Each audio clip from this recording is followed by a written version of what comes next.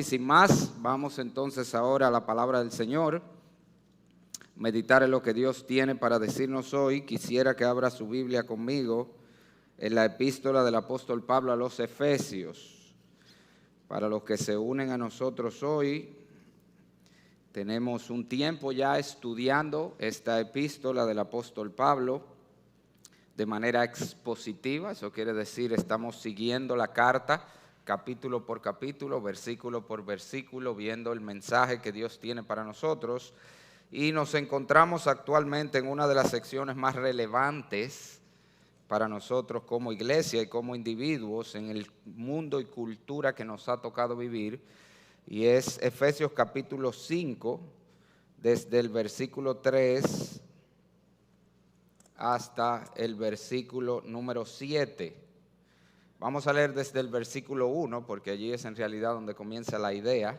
Efesios 5, 1 al 7, dice la palabra de Dios: Sed pues imitadores de Dios como hijos amados, y andad en amor, como también Cristo nos amó y se entregó a sí mismo por nosotros, ofrenda y sacrificio a Dios en olor fragante. Pero, aquí empieza nuestro texto: fornicación y toda inmundicia o avaricia, ni aun se nombre entre vosotros como conviene a santos, ni palabras deshonestas, ni necedades, ni truanerías que no convienen, sino antes bien acciones de gracias. Porque sabéis esto, que ningún fornicario o inmundo o avaro que es idólatra tiene herencia en el reino de Cristo y de Dios. Nadie os engañe con palabras vanas, porque por estas cosas viene la ira de Dios sobre los hijos de desobediencia. No seáis, pues, partícipes con ellos. Oramos. Padre, lámpara es a nuestros pies tu palabra y lumbrera a nuestro camino. Nosotros te pedimos que en esta mañana, al acercarnos a tu palabra nuevamente, ella nos conduzca por sendas de justicia, por amor de tu nombre. Que ella, Señor, nos muestre las áreas de nuestra vida que necesitamos corregir, que necesitamos mejorar para poder vivir como es digno del llamamiento santo que tú nos has hecho en Cristo Jesús. Habla a cada uno, Señor, conforme a la necesidad de su corazón. Usa este instrumento inútil. Conviértelo tú, por tu gracia, en el poder de tu Espíritu, un instrumento útil para tu gloria en esta mañana. Y te lo pedimos en el nombre de aquel que estuvo muerto, pero que vive para siempre, nuestro Señor Jesucristo. Amén. La vez pasada, cuando comenzamos a estudiar este pasaje, decíamos que posiblemente la batalla más grande que nosotros tendremos que lidiar en nuestra vida cristiana, en el tiempo que nos ha tocado vivir, es la batalla por la pureza sexual, la batalla para vivir libre de inmoralidad en un mundo que la inmoralidad es la orden del día.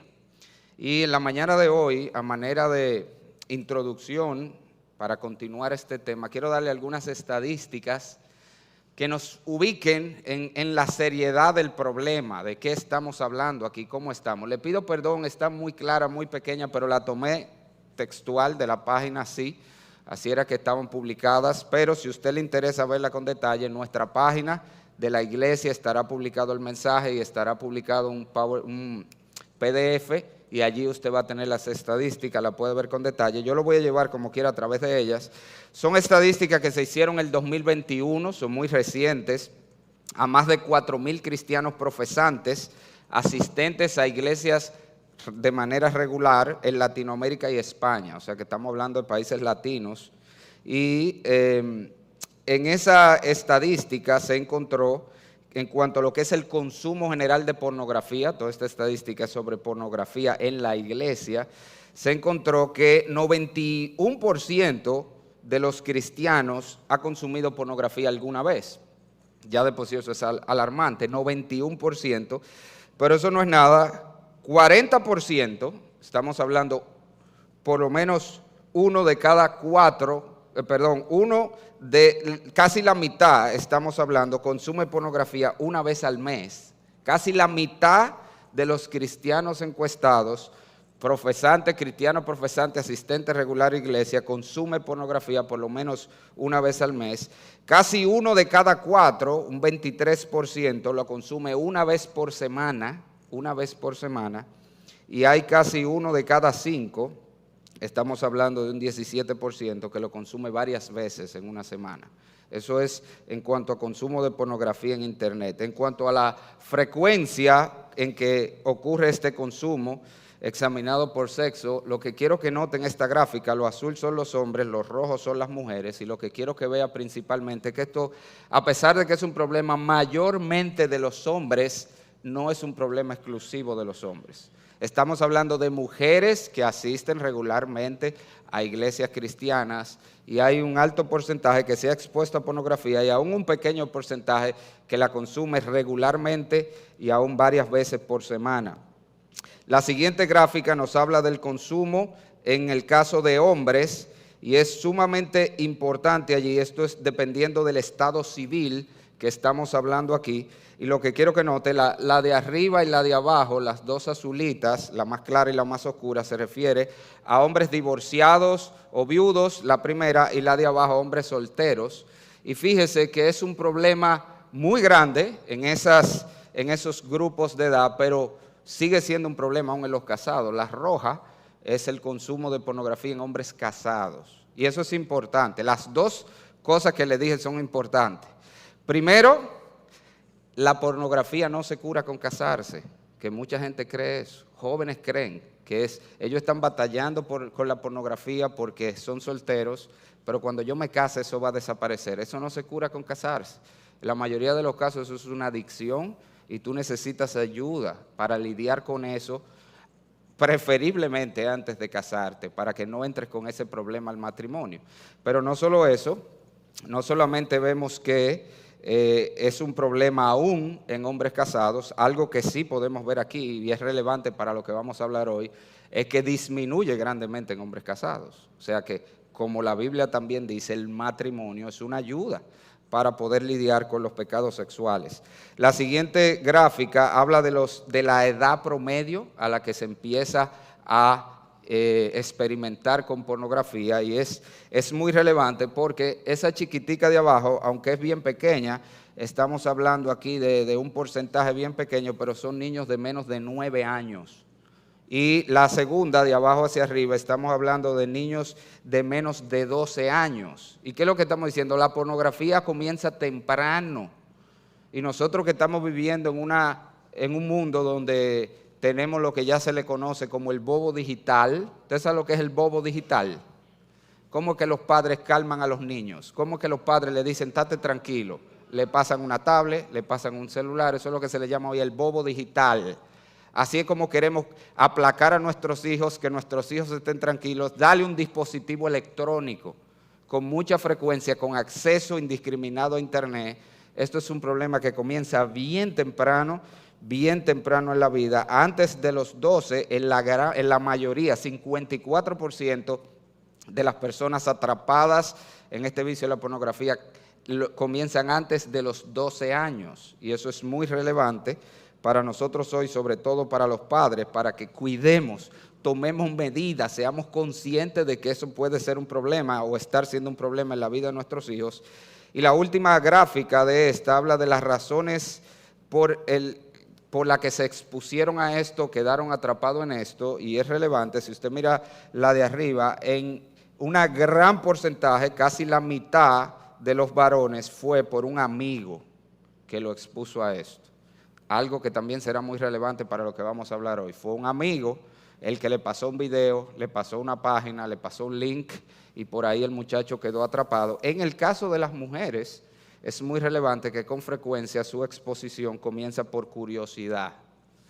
Y eso también tiene mucha relevancia para nosotros como padres, porque si usted no habla de sexo con sus hijos, ellos van a querer saber como quiera y van a buscar ese tipo de cosas. Y es importante esto, que las mujeres, la exposición a pornografía, a diferencia de los hombres, que es por la influencia de otros, generalmente es por curiosidad, porque ellas quieren saber de esto. Nadie le habla de esto, sobre todo porque son hembras. Y ellas quieren saber y empiezan a buscar en las redes. Ahora, eso que les mostré es hablando exclusivamente de pornografía en la iglesia, estamos hablando de la iglesia de Jesucristo, gente que se considera cristiano y que profesa ser cristiano, pero déjeme darle otros datos más alarmantes, ya de pecados más serios, con todo y lo serio que es la pornografía. En este caso, estas son estadísticas mucho más viejas, por lo que pudiéramos esperar que es peor que lo que le voy a decir, pero hace algunos 10 años más o menos, la revista Cristianismo Hoy hizo una encuesta a 1,000 de sus suscriptores casados, personas casadas que estaban suscritas a su revista, supuestamente cristianos, ¿verdad?, que formaban parte de una iglesia. En esa encuesta, 23%, o sea, estamos hablando prácticamente uno de cada cuatro, confesó haber tenido relaciones sexuales extramaritales alguna vez en su vida. Es decir, era casado y había tenido relaciones con otra persona. Uno de cada cuatro, prácticamente, 23%. En esa misma encuesta, 45%, estamos hablando prácticamente uno de cada dos, confesó haber hecho algo sexualmente impropio, como haber tenido algún tipo de contacto físico de índole sexual o algún tipo de conversación de índole sexual con alguien que no era su pareja. Y si esas estadísticas le parecen alarmantes, eso era hablando de personas casadas. Cuando nos vamos a los jóvenes en la iglesia, ahí hay que cerrar y votar prácticamente. Cierren eso y voten la llave. Hubo un señor también hace aproximadamente 10 años, otra vez debemos esperar que están peor, que hizo un estudio. Es un sociólogo llamado Mark Regnerus. Él hizo un estudio sobre cómo la religión cristiana, él no es cristiano, y él hizo un estudio cómo la religión cristiana afecta el comportamiento sexual de los jóvenes en la iglesia. Sus resultados lo publicó en un libro que usted lo puede conseguir en Amazon, se llama La fruta prohibida, que cuando todo el que quiere suapiar con el cristianismo simplemente cita ese libro, precisamente para mostrar la ineficacia del cristianismo para afectar la vida de los jóvenes, se usa. Este hombre encontró en su estudio, en su estadística, con miles de jóvenes de iglesias. Según su reporte, los jóvenes evangélicos nacidos de nuevo, así le llama él entre comillas, o convertidos, son en un pequeño porcentaje más sexualmente activos que sus semejantes no evangélicos. Era un porcentaje de un 0.4%, pero según él, la edad promedio en que comienzan a inventar con sexo o contacto sexual de cualquier tipo suele ser 0.4% menor en los jóvenes cristianos que los no cristianos. No solamente eso, según él, cuando hablamos del número de parejas sexuales que han tenido en su vida, suele ser mayor, dice él, en un casi 4% en los jóvenes cristianos que los no cristianos. Él reporta además que 80% de los jóvenes nacidos de nuevo considera que está mal tener contacto físico de índole sexual o relaciones sexuales antes del matrimonio. ¿Te oyó eso? ¿Te oyó algo mal ahí? 80% de los jóvenes nacidos de nuevo considera que está mal tener relaciones sexuales antes del matrimonio. ¿Oyó algo mal ahí? ¿Qué te oyó mal? Que hay un 20% que cree que no. Y yo le dije a usted la semana pasada que yo creo que eso va más lejos. Y yo le di datos personales de interacción con jóvenes que me han dejado alarmado de cómo la iglesia está llena de muchachos que ellos creen que tú puedes ser cristiano y tener relaciones sexuales antes de casarte. Hace 10 años este hombre reportó que un 20% así lo creía. Con todo, oiga lo que él dice. Aún, dice él, el autor, existe un trecho muy grande entre lo que el joven cristiano piensa y lo que hace. Porque de ese 80% que considera que tener relaciones sexuales antes de casarse es malo, dice él, aún así 66% lo habían hecho. ¿Usted entiende? De ese 80% que entendía que era malo, aún entendiendo que era malo, habían tenido algún tipo de contacto de índole sexual y o relaciones sexuales antes de casarse. Y su conclusión de su estudio, que es la conclusión de su libro, es que la religión evangélica, dice él, afecta las actitudes y las motivaciones de los jóvenes en cuanto al sexo. Sin embargo, no afecta mucho su comportamiento sexual. Es decir, los jóvenes cristianos en general suelen pensar diferente en cuanto al sexo antes del matrimonio, pero se comportan igualito o a veces hasta peor que los no cristianos. Y mis hermanos, cuando nosotros consideramos las cosas que la palabra de Dios nos enseña, que vimos la semana pasada y que es el punto de este pasaje de Efesios, a la luz de estas estadísticas tenemos un serio problema. El apóstol Pablo nos está diciendo en este pasaje, si usted recuerda, Efesios 5 está dentro de una sección más amplia del libro de los Efesios que comenzó en el capítulo 4, quiero que vea su Biblia ahí conmigo, donde Pablo nos llama a vivir como es digno de la vocación con que fuimos llamados. Somos cristianos, somos santos, somos el pueblo santo de Dios, escogidos, predestinados, santificados, redimidos, perdonados y una serie de cosas que Pablo nos viene diciendo a través de los primeros 3 capítulos que somos, que Cristo ha hecho, se nos dio libertad, se nos salvó, se nos dio nueva vida en Cristo, se nos libró de la corriente de este mundo. Todo eso lo viene presentando para entonces decirnos en el capítulo 4, vamos a vivir como eso que decimos que somos. Vamos a vivir a la altura de lo que Dios ha hecho en nosotros y él comienza entonces a hablarnos de diferentes áreas de la vida en la que debe verse el cristianismo que nosotros profesamos. Y es así como llegamos al capítulo 5, versículo 3, donde Pablo nos dice que el cristianismo debe verse por la pureza sexual, de eso es que él está hablando. Pero fornicación y toda inmundicia o avaricia ni aun se nombre entre vosotros como conviene a santos. Nosotros vimos que todo ese texto nos presenta las diferentes maneras como debe verse la pureza sexual, que es propia, que es digna, que es equivalente, que es congruente con un hijo de Dios. Y vimos que tiene que ver, por supuesto, con nuestras acciones. Él dice que se quiten de nosotros, pero fornicación y toda inmundicia. Y explicamos que esa palabra fornicación es la palabra más general en la Biblia para la inmoralidad sexual. Se refiere a todo acto sexual que se comete fuera del contexto del matrimonio. Es decir, incluye la autogratificación sexual, incluye el acto sexual antes de casarse, incluye el acto la relación sexual o cualquier tipo de acto sexual extramarital cuando usted está casado y lo tiene con otra persona. La palabra inmundicia se refiere ya a depravación o degeneración del acto sexual mismo. Incluye cosas que son contra naturaleza, como es el caso de la homosexualidad. Lo vimos claramente usada esa palabra inmundicia en Romanos 1 para hablar de las relaciones homosexuales, pero aplica también, y usted lo puede ver en el libro de Deuteronomio, para las relaciones entre hombres y animales, hombres y niños, todo ese tipo de perversión de la sexualidad. Vimos también que el texto nos llama, nos dice que como cristianos debemos eliminar la inmoralidad sexual no solo de nuestras acciones, sino de nuestros deseos. Y esa es la idea cuando habla de avaricia. No está hablando de avaricia de dinero, eso hay que agarrarlo en su contexto, que está hablando de pureza sexual. Está hablando de un deseo sexual ilegítimo.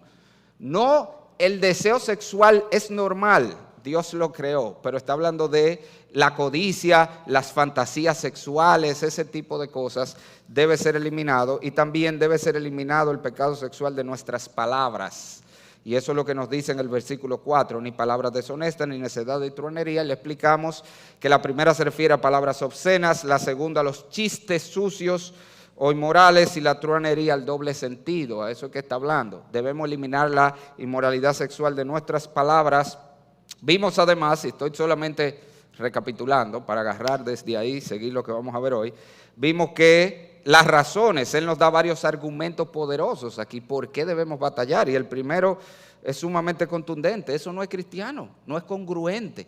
Esa es la idea cuando él dice en el versículo 3 y en el versículo 4, el versículo 3 al final, como conviene a santos, la idea como es propio, como corresponde a los santos. Versículo 4 al final, o en el medio, que no conviene, no es propio de un cristiano. Los cristianos somos el pueblo santo de Dios, creado en la justicia y santidad de la verdad. Vimos en el capítulo 4, versículo número 20. Creado en la justicia y santidad de la verdad. Un cristiano por definición es un santo. Tanto así que el término santo es el término más usado en la Biblia para decir cristiano. En la Biblia solamente se usa la palabra cristiano 2 veces para referirse a los cristianos. 2 veces. porque el término cristiano no era de uso común. Los creyentes no se decían yo soy cristiano. Ese fue un término que lo usaron los impíos de manera despectiva, los cristianos esto. Y con el tiempo ya nos quedamos con los cristianos, porque así era que se les conocía. Pero los cristianos se llamaban por otros nombres, y el más usado en la Biblia es los santos. Cuando Pablo dice no es propio de los santos, está diciendo eso no es cristiano. Tú no puedes decir que te llamas cristiano y practicar estos pecados. Son incongruentes esas cosas. No solamente eso, vimos que en consecuencia, como eso no es de cristiano, nos expone a la condenación eterna. Y dice Pablo en el versículo 5, porque sabéis esto, que ningún fornicario o inmundo o avaro que es idólatra tiene herencia en el reino de Cristo y de Dios. Nadie que practique estos pecados va a ser salvo, absolutamente nadie, ninguno. Aún más, vimos en el versículo 6 que estos pecados traen como resultado el juicio de Dios, porque por esta cosa está viniendo, es la idea, la ira de Dios sobre los hijos de desobediencia. Usted sabe lo que pasa con la sexualidad, con el sexo. El sexo es como el fuego. El fuego en un ambiente controlado es muy bueno y útil. Usted tiene el fuego en una estufa, controlado allí, usted lo usa para cocinar perfectamente. Usted tiene el fuego en una chimenea, controlado allí en su ambiente adecuado, y usted lo usa para calentarse. Pero cuando usted saca el fuego de esos contextos controlados, el fuego se convierte en una fuerza destructora que acaba con todo y daña y mata. Así mismo es el sexo. Mientras la sexualidad se mantiene en el contexto que Dios ha diseñado, es buena, es útil. Cuando se saca de ahí, daña, y ese es el punto. Así es como la ira de Dios viene. Por eso la Biblia dice, el que fornica contra su propio cuerpo peca. Todo acto de inmoralidad sexual termina dañando a las personas de muchas maneras que vimos. Todo esto es recapitulación. Usted quiere más detalles, no tuvo en el mensaje pasado, búsquelo y óigalo para que vea esto. Duramos 1 hora hablando de eso, pero hoy nosotros queremos centrarnos en otra cosa muy importante que este pasaje nos enseña, y no solo este pasaje, sino por toda la Biblia, y es cómo vamos a echar este pleito. ¿Cuál es nuestra estrategia? La estrategia bíblica para nosotros batallar la inmoralidad sexual. Y básicamente hay 3 principios que la palabra de Dios nos presenta. Esto es sumamente importante. Esos son los mismos principios para batallar cualquier pecado. Con cualquier pecado que tú batallas, son los mismos 3 principios bíblicos, pero yo te lo voy a mostrar en este texto y en otro de las Escrituras, aplicado exclusivamente a la batalla por la pureza sexual, a la batalla contra la pornografía, a la batalla contra la fornicación, a la batalla contra la autogratificación sexual, a la batalla contra el adulterio. ¿Cómo batallamos eso? 3 principios bíblicos, se los voy a dar y los vamos a ver cada uno de ellos. El primero es el principio de la exposición, lo que podemos llamar principio de la exposición, el principio de la sustitución y el principio de la asociación. El primer principio, el de la exposición, es muy sencillo. ¿Tú quieres vivir libre de inmoralidad o de cualquier pecado? Aléjate de todo lo que promueve ese pecado en tu vida. Algo tan sencillo. Usted va a ver que estos son principios que usted se lo sabe. El problema es que no lo aplicamos. Aléjate de lo que promueve la inmoralidad en tu vida. Y esa es la idea cuando el apóstol Pablo dice, pero fornicación y toda inmundicia, Efesios 5:3, ni aún se nombre entre vosotros. Pablo no está diciendo que no podemos hablar de estos pecados, porque eso es lo que él está haciendo. Él está hablando de ellos. Lo que Pablo quiere decir allí es que debemos alejarnos lo más posible de todo lo que huela a inmoralidad sexual en nuestra vida. Debemos irnos lejos, esas cosas ni se asomen, ni se mencionen en medio nuestro, que no estemos cerca. Y mi hermano, esto es sumamente importante porque eso es todo lo contrario a lo que la gente hace. Típicamente los cristianos lo que quieren saber cuál es el límite, ¿para qué? ¿Para qué los cristianos quieren saber el límite? Para ver qué tan cerca yo puedo llegar sin pecar. Pablo te está diciendo lo contrario. Oye, yo lo veo eso con las parejas de novios. Ellos siempre quieren saber, cuando nosotros hablamos de pureza y le hablamos de ponerse reglas, ¿hasta dónde ellos pueden llegar? Ok, ¿hasta qué podemos hacer? ¿Hasta qué punto ponernos la mano es lícito sin caer en pecado? O sea, siempre el punto es este, queremos llegar al borde.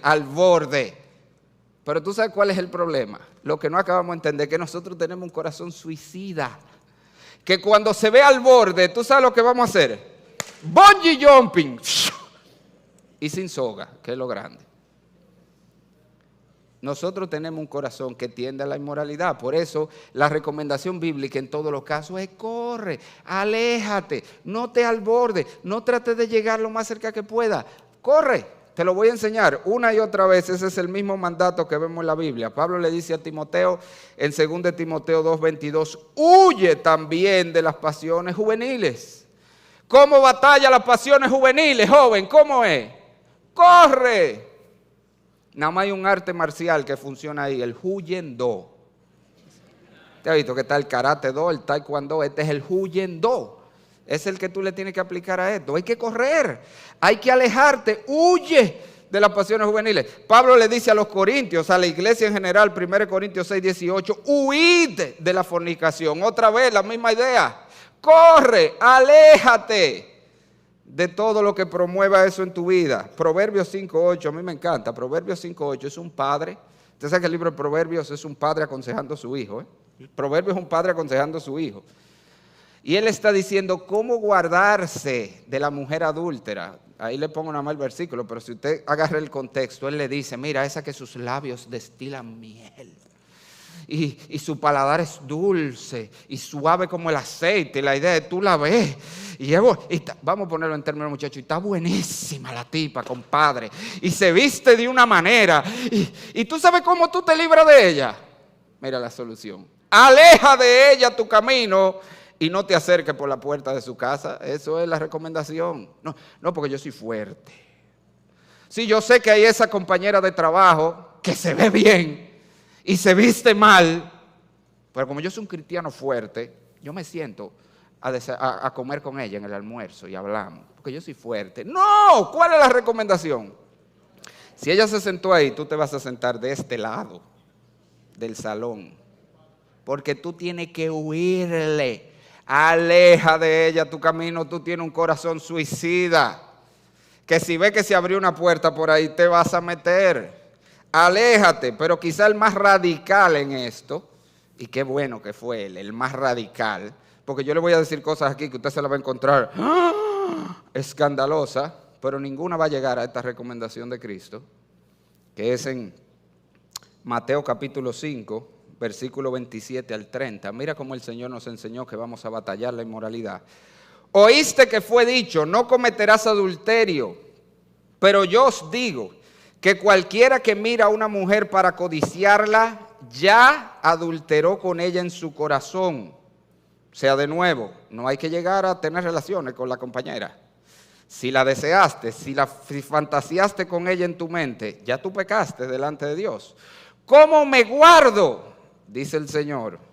Por tanto, si tu ojo derecho te es ocasión de caer, ¿qué dice ahí? Sácalo y échalo de ti. Pues mejor es que se pierda uno de tus miembros, mejor es que tú entres tuerto al cielo y no que todo tu cuerpo sea echado al infierno. Y si tu mano derecha te es ocasión de caer, córtala y échala de ti. Pues mejor es que se te pierda uno de tus miembros, mejor entra manco al cielo y no con todo tu cuerpo ser echado al infierno. ¿Y qué es lo que el Señor está diciendo? Que los verdaderos cristianos van a batallar el pecado y lo van a batallar de manera radical. Sí, porque de una vez me dicen, bueno, usted sabe que eso no es literal, ¿verdad? Que no es que te corte el brazo. Yo estamos de acuerdo, no es literal. Es una figura literaria, pero las figuras están ahí para apuntar a algo. ¿Qué es lo que el Señor nos quiere decir? Ser radical. Haz cosas que parecen ilógicas, pero que son necesarias. Haz cosas que la gente te va a decir, ay, pero tú sí eres extremista. Pero eso es lo que él está diciendo. Así es como se combaten estos pecados, siendo extremistas en tu afán por alejarte de todo lo que promueve a eso. Nosotros tenemos que entender, hermanos, vaya conmigo para que usted entienda la dinámica de cómo funciona esto. A Gálatas capítulo 5. En Gálatas capítulo 5, en el versículo 16, la palabra de Dios nos presenta una dinámica de la vida espiritual. Dice el apóstol Pablo en Gálatas 5:16, digo pues, andad en el Espíritu, ahí mismo, el libro que estaba antes de Efesios, Gálatas. Digo pues, andad en el Espíritu y no satisfagáis los deseos de la carne. Pablo le está hablando aquí en la epístola a los Gálatas, a impíos, sé que le está hablando, a cristianos. Y él le dice, andad en el Espíritu Y la idea del pasaje es para que no satisfagas los deseos de la carne. Esa es la idea del texto. La manera de no satisfacer los deseos de la carne es andar en el espíritu. Ojo, los deseos de la carne allí no son los deseos normales del cuerpo, el deseo de comer, el deseo de dormir, aún el deseo de relación sexual, eso no es. Los deseos de la carne son los deseos de la naturaleza pecaminosa, que son lo que Pablo describe un poco más abajo o enumera, las acciones que proceden de esos deseos. Si usted mira el versículo 19 de ese mismo Gálatas 5, y manifiestas son las obras de la carne. Estas son las obras que proceden de esos deseos, que son, mire las primeras de la lista: adulterio, fornicación, inmundicia y lascivia. Está hablando de los pecados sexuales otra vez. Ahora, ¿qué es lo que el pasaje está implicando? Si Pablo me dice, anda en el espíritu para que no satisfagas los deseos de la carne, y luego me dice que los deseos de la carne son los que llevan a adulterio, fornicación, inmundicia y lascivia, usted sabe lo que el texto está implicando, que de manera natural todos tenemos una tendencia a estos pecados. Eso es lo que está diciendo. De manera natural, producto de nuestra naturaleza caída pecaminosa, todos tenemos una tendencia a estos pecados, y ese es el problema. Ya yo tengo, si usted lo quiere así, la chispa, tengo un mechero ahí, un chipero, lo de prender la estufa. Hay un chipero que constantemente está chipeando hacia la inmoralidad, a cualquier forma de inmoralidad. Por eso él pone el adulterio, la fornicación, la inmundicia. Puede ser una inclinación a la atracción al mismo sexo. Ese chipero puede estar ahí. Lo que yo tengo que evitar entonces es echarle el combustible que va a encender la llama. Y ese combustible es precisamente la exposición desde afuera a todo lo que promueve y alimenta esos deseos en mí. Ahora, esto es sumamente importante, hermanos, porque lo que estamos diciendo es que el pecado sexual nunca es de manera inesperada o accidental. No sé, pastor, cómo llegamos ahí. Yo sí sé, yo te voy a decir. No te cuidaste, no te pusiste límites, empezaste a hacer cosas que tú entendías que eran inocentes, inofensivas, pero cada vez te fueron llevando más lejos. Nunca, oye, los adulterios nunca son accidentales, nunca, nunca, en ningún caso. Tú no conociste una mujer hoy y terminaron en un motel, no es verdad. Tú empezaste a conversar con ella, te dije a hablar con ella en el trabajo. Comenzaste a meter temas que no debieron meter entre ustedes y hablar. Comenzaste a hacer una serie de cosas que no debiste estar haciendo. Y en la medida que lo ibas haciendo, entonces iba alimentando esos deseos pecaminosos en ti. Simplemente el diablo, que es un experto en poner la oportunidad. Él sabe que ya el contexto está armado. Todo el muñeco está armado. Lo que necesitamos es la oportunidad para que se dé. Y él es un experto en eso. Y te la va a poner. Y como ya tú estás en la orilla hace rato, tú sabes lo que y con ese corazón así, lleno de inmoralidad, entonces tú te vas a tirar. Entonces, ¿cómo batallamos esto? Siendo radicales en alejarnos de todo lo que promueve esto. Yo les voy a dar algunos ejemplos prácticos de lo que estamos hablando, porque esto es muy práctico, hermano, porque es el problema. Yo no le he dicho nada que usted no sepa, el problema es que no lo acabamos de hacer. Cosas como que estamos hablando, hermano, de cuidar lo que tú ves con tus ojos. La televisión, las series de televisión, las películas de hoy. Mire, y se lo está diciendo alguien que uno de sus pasatiempos favoritos es ver series y ver películas. Pero hoy en día, eso es así con pinza, que para tú agarrar qué es lo que tú vas a ver. Y hay muchas películas que mi esposo y yo y series que hemos empezado y le hemos tenido que quitar. No, es que esto no se puede ver. Penosamente, serie hasta que me la han recomendado, hermanos. Yo voy a decir algo aquí. Yo no estoy hablando de nadie, pero puedo estarle hablando a mucha gente aquí. No estoy hablando de nadie, pero quizás te estoy hablando a ti. Iba a hacer la pregunta para que levante la mano, pero como lo que voy a decir después va a ser muy fuerte, ni lo voy a hacer. Pero a mí me han dicho, hermano, de que, pastor, ¿a usted que le gustan ver la serie? Le voy a recomendar una buenísima. ¿Usted ha visto La Casa de Papel? Y todo el mundo, yo he visto por un reguero cristiano, esa serie es buenísima. Hermano, yo empecé La Casa de Papel, yo no pude pasar del primer episodio.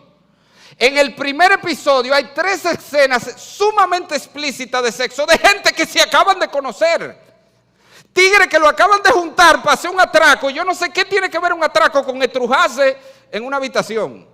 3 en el primer episodio. Y es buenísima, hermano. para un cristiano. Sí, la trama es excelente. O sea, a mí me gustó la idea. Y muchísima. Yo te puedo decir otra. Mira, que para mí ha sido, en cuanto a tema, la mejor serie. Porque a mí me encanta la serie. Pero pasó lo mismo. Mi mujer y yo la empezamos a ver. No, pero es que nosotros no podemos estar viendo esto, por amor de Dios. Entonces, ¿cómo tú me vas a decir, tú eres cristiano? ¡Qué buenísima! Una cosa que es sexo y sexo y sexo. Que no tiene ni siquiera nada que ver con el tema de la serie. ¿Cómo es que los cristianos estamos oponiéndonos a eso? Y después nos preguntamos por qué estamos, esas estadísticas como dicen que están. Hermano, por amor de Dios. O sea, tenemos que comenzar a filtrar lo que dejamos entrar por nuestros ojos. Tenemos que ser radicales en esto. Mire, yo te voy a hacer una pregunta sencilla. ¿Qué tú pensarías si yo te digo, vamos con este par de viejos acabados que sabemos que no van a entrar en eso? Tú sabes que Ezequiel y Clara tienen una costumbre que ellos todos los días invitan a una pareja de extraños a que vaya a tener relaciones sexuales en la sala de ellos, frente a ellos. ¿Qué tú me dirías de ellos? ¿Qué tú me dirías si yo te digo eso? Todos los días ellos invitan a una pareja de extraños a que vayan o a la sala de su casa o a su habitación a tener relaciones frente a ellos mientras ellos lo miran. Tú dirías, pero esos hermanos no pueden ser cristianos. Ahora yo te voy a hacer una pregunta. ¿Y cuál es la diferencia en que haya una pantalla de vidrio en el medio? ¿Cuál es la diferencia entre tú invitar a una pareja que vaya a tener relaciones frente a ti a que tú lo veas a través de una pantalla de vidrio? No es lo mismo que tú estás haciendo. El problema es que el mundo nos hace pensar que no, porque como eso es la televisión, no es lo mismo. Tú estás siendo partícipe de la inmoralidad de otro, tú lo estás invitando a tu casa. Y eso no es compatible con un cristiano, hermano. Ah, pastor, pero entonces no vamos a ver nada. No vea nada. Ahí es que está el radical. Yo no veo nada si no tengo que ver nada. Yo le dije, mi mujer y yo hemos recurrido a ver series de los 90 y los 80, donde no hay ni celulares. La gente tiene que llamar por teléfono público y cosas de esas cuando está en la calle. Porque si eso es lo que se puede ver, eso es lo que se puede ver. Ah, pero es que eso no es muy radical. El Señor te dijo, sácate el ojo. Yo te estoy diciendo, no vea serie. ¿Qué es más radical? Tenemos que ser radicales en esto. Pero no es solamente, por supuesto, la televisión, el internet, hermano. Hermano, aunque usted no lo crea, otra vez aquí, eso no es muy radical. Hermano, si tú tienes un serio problema de pornografía y tú entiendes que tú no puedes tener acceso a internet, no tengas acceso a internet. Oye, nosotros vivimos muchos años antes de venir el internet, ¿usted sabía? Miren, los jóvenes, oye, se vivía antes de haber internet. ¿Dónde estamos? Se vivía antes de haber internet. ¿Usted sabía? Uno vivía. No hay que tener un celular inteligente obligado. Yo vine a tener un celular inteligente cuando salieron, los otros días, pero la mayor parte de mi vida yo no tuve. Y uno vivía. Y hay mucha gente que es el dedo que tiene que cortarse para no estar apoyando y buscando tanto en un celular. Y mire, yo conozco gente así, usted dirá que es radical. Yo conozco un joven que él andaba con un maquito, ustedes saben los maquitos, ¿verdad? Los celulares análogos, eso, que no tienen conexión a internet ni aplicaciones. Y en su casa no tenía internet, vivía solo. Y en una estamos hablando, digo, mira, te voy a mandar la cosa. No, es que estoy en mi casa y no tengo manera como verlo. Yo, ¿cómo así? ¿Tú no? ¿Y cómo tú ves lo que te mandan? No, yo entro a un centro de internet si necesito ver algo. O voy a la casa de un vecino y le digo que me preste su computadora. O voy con mi computadora y me conecto en la casa del vecino. Yo, pero ¿y cómo así? Y ese muchacho me dijo, pastor, mire, yo batallaba mucho con la pornografía. Y yo me di cuenta que para yo poder vencer eso, yo tenía que salir del mundo digital. ¿Y entonces lo que yo dije? Gloria al Señor, es un cristiano, de verdad. Ese es uno que está haciendo lo que dice el Señor. Si yo tengo que cortarme la mano, me voy a cortar la mano. Pero yo voy a hacer lo que yo tenga que hacer para librarme de esto, hermanos. Y esto tiene mucho que ver también con nuestros hijos. Le dije, el bobo digital está matando muchos cristianos. Como calmamos los hijos metiéndole un aparato electrónico, nosotros tenemos que restringir lo más posible la tecnología de nuestros hijos, alargarlo lo más que se pueda antes de darle un celular inteligente a nuestros hijos. Y aún así, cuando se lo damos, tenemos que tomar medidas. Hay medidas, controles parentales, aunque usted no lo crea. La computadora de Windows, señor, el Windows normal que tú tienes, tiene un control parental excelente, aunque tú no lo creas. Solo con un control parental, tú le dices, esta computadora es de un niño menor de tantos años, yo soy el papá. Y Windows te manda toda la semana un reporte de qué hizo tu hijo con la computadora. cuánto tiempo tuvo en cada aplicación, a qué página de internet entró y todavía más. Si tú le pones un rango de abajo, no le dejes entrar a páginas. Yo le puse una vez ese control a mis hijos y tenían problemas hasta para entrar a Wikipedia. Porque si encontraba que había algún tipo de contenido sexual y Wikipedia te habla explícitamente, se la bloquea la página. Esas son cosas que podemos hacer. Tenemos que tomar medidas para guardar a nuestros hijos temprano de estas cosas. Pero no solamente lo que vemos con nuestros ojos, lo que entra por nuestros oídos, la música que estamos oyendo. Señor, si usted está oyendo a Toquicha, ¿usted ha oído? A mí me mandó alguien de que, pastor, pero mire esto que le encontré en el celular de mi hija, una persona de otra iglesia. Y cuando yo oí eso, o sea, yo no sabía que se podía cantar basura así, y que se vendía como música. Pero eso lo están oyendo muchos jóvenes y creen que van a vivir en pureza sexual. Le estoy hablando a un papá de una muchacha que se dice cristiana, que está en una iglesia. Oyendo basura, inmoralidad. Si tú estás oyendo Toquicha, Bad Bunny, a todos esos locos que hay por ahí cantando basura, pues ¿cómo tú vas a vivir? Pero no solamente la música, porque a veces creemos que la música inmoral es la música indecente. Hay mucha música romántica, bonita, que es inmoral. Porque ¿de qué que están cantando? Es de adulterio, es de fornicación, es de ese tipo de cosas, aunque te lo pintan bonito. Suena bonito, muy poético, pero es el mismo pecado que te está vendiendo. Este te lo dice con una ratrería y este te lo dice con unas palabras muy finas y bonitas, pero es lo mismo. Yo siempre uso el famoso ejemplo de, aquí había un bachatero que tenía una canción que decía, va a ser cruda, pero ya, mami, mejor pégame cuerno, pero no me deje. Ok, qué bárbaro. La prefiero compartida antes que vaciar mi vida. No es perfecta, más se acerca a lo que yo simplemente soñé. ¿Qué están diciendo los dos? Exactamente lo mismo. Lo único que uno te lo dice de manera vulgar y el otro te lo dice muy bonito, pero los dos te están hablando de adulterio. Entonces, a veces no nos estamos dando cuenta que nos estamos envenenando la mente y el corazón con la música que estamos oyendo. Tenemos que sacar todo eso y por supuesto tenemos que evitar el contacto físico que promueve la inmoralidad. Eso es un problema serio con nuestros jóvenes. Nosotros tenemos un pacto de pureza que lo ponemos a hacer. Un pacto de pureza cuando entran, no obligado que lo firmen.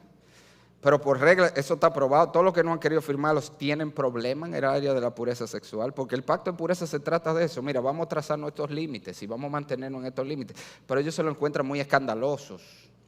No, pero ¿cómo va a ser? Y no lo quieren firmar mucho, pero probado. Yo se lo digo, tú no tienes que firmarlo, pero las estadísticas que yo tengo, todo el que no lo ha querido firmar ha tenido problemas en el área de la pureza sexual, en su noviazgo. Porque es que es algo lógico y sencillo. Dios diseñó nuestro cuerpo para que el contacto físico promueva la excitación sexual. Entonces, si los jóvenes no se ponen límites, va a llegar un momento que por contacto inapropiado ya, esa llama va a crecer en ese corazón. Eso es tendencia, eso es pecado y no lo va a poder controlar. Y entonces él viene, no sabemos cómo esto pasó. Yo sí sé cómo pasó, porque no se han puesto límites. Entonces tenemos nosotros que trabajar en estas cosas. Miren, yo creo que voy por el primer punto, ¿usted lo cree? Yo creo que lo vamos a dejar aquí para seguir la semana que viene, porque no quiero matar lo que falta, a menos que ustedes lo aguanten. Si ustedes lo aguantan, yo sigo. Hoy poco siga, o sea que lo vamos a dejar aquí, aunque tengamos que alargar una vez más esto. Pero hermanos, sí, no, pero el problema es ese. Para la próxima hacemos las otras dos, sustitución y asociación. Pero lo que quiero que te lleves hoy, por lo menos, hermanos, vamos a comenzar a trabajar con eso. Te voy a dar dos estrategias más, de hecho, más importantes todavía que esta. Esta no es la más importante, esta es la primera. Pero vamos a comenzar por ahí. Empieza con ese ejercicio. Siéntate esta tarde, mañana, en un momento libre que tú tengas. Siéntate a hacer un inventario. ¿Cuáles son esas cosas en tu vida que tú estás haciendo que promueven la inmoralidad? ¿Cuáles son?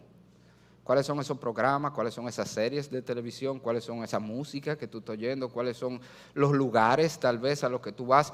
¿Cuáles son los amigos que tienes que te promueven estas cosas? Entonces, vamos a ser sensatos y vamos a hacer lo que la Biblia nos dice. Comienza tu inventario y di, esto hay que quitarlo. Pero que el Señor dijo, mira, mejor es que entre tuerto, mejor es que entre manco, pero que entre, hermano. Ahora, ¿tú sabes qué? Ninguno, ¿está ahí otra vez? Ninguno que practique esta cosa tiene herencia en el reino de los cielos. Solo los que están batallando esto son los verdaderos cristianos y son los que serán salvos. Ahora, en Cristo, tú puedes hacerlo, hermano. El Señor nos ha dado su gracia para batallar el pecado. Busca un pasaje, un último pasaje, para que terminemos ahí, lo dejemos ahí. Mire Tito, capítulo número 2, versículos 11 y 12.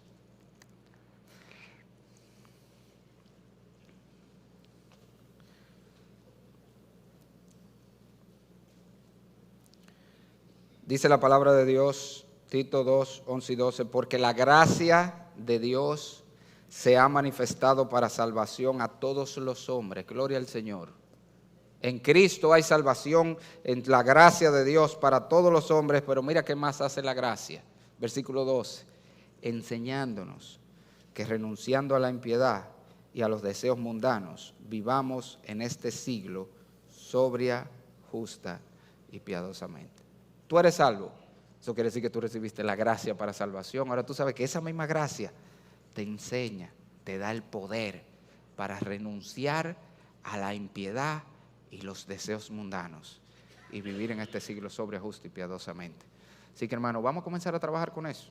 Vamos a trabajar con empezar a sacar de nuestra vida todo lo que promueve la inmoralidad. Y si tú estás aquí sin Cristo, mira, todo esto solo es posible en Cristo. Ese es el punto de este pasaje. Si tú no eres creyente, tú siempre vas a ser un esclavo del pecado. Es Cristo que nos libera del pecado. Él murió en la cruz, no solo para pagar la deuda del pecado, sino que murió en la cruz para darnos libertad del pecado. Así que ven a Cristo, que Él te hará libre de lo que sea que te ata, ese vicio a la pornografía, ese deseo que no puedes controlar, pecaminoso. En Cristo hay poder. Ven a Cristo hoy. Oramos. Padre, Señor y Dios del cielo, gracias infinitas por tu misericordia y bondad para con nosotros. Gracias por la gracia que nos es dada libremente y en abundancia en Cristo Jesús, con la cual podemos batallar el pecado en nuestra vida. Ayúdanos, Señor, a ser sabios, sagaces, para batallar lo malo, para erradicar de nuestra vida todo lo que promueve el pecado. Oh Señor, danos tu abundancia de tu gracia y danos la diligencia y la sabiduría para hacer lo que nos corresponde. Pero ayúdanos a vivir como el pueblo santo de Dios que tú nos has llamado a ser. En el nombre de Jesús. Amén.